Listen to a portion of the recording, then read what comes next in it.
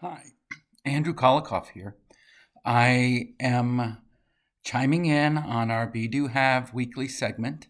Every week, we do something that I like to share with you all about Be Do Have. As you've always heard me say, we always focus on doing because really what we're really focused on is having. So we do.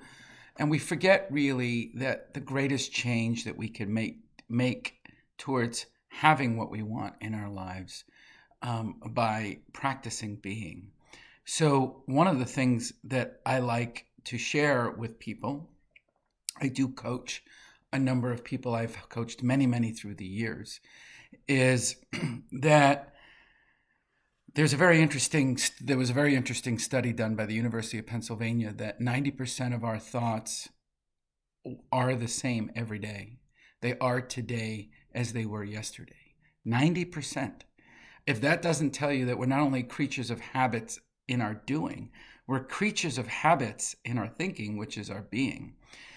So one of the practices I would recommend you do is to start writing down some of the things that you habitually think about, or the habitual reactions you may have to things, or the habitual judgments that you make. Great leaders typically are very familiar with their thinking habits, and they know the stairs that their thinking habits climb, and what emotions get attached to each level and why. So what I would suggest you do, a good practice, is to start writing down some of those habitual thoughts you have. Typically judgment doesn't serve us. It certainly doesn't serve them. We live in such a judgmental world where we think we have to form what is right and what is wrong. But sometimes what I say is, why don't we just do what Paul McCartney said to do in 1970 and just let it be? I think if sometimes we just let things be, we can see things from a new perspective. It can give us a new way to really, and a more creative way, how to solve some of our difficult challenges.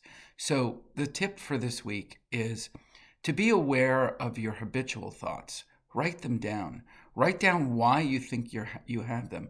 And ask yourself the 5 whys. I have them because, and then ask yourself, well, why? And then answer that. And then ask yourself why. And by the time you get to the 5th why, you pretty much will know why you have those thoughts and why they may be habitual. So that's your be for this week in the Be Do Have.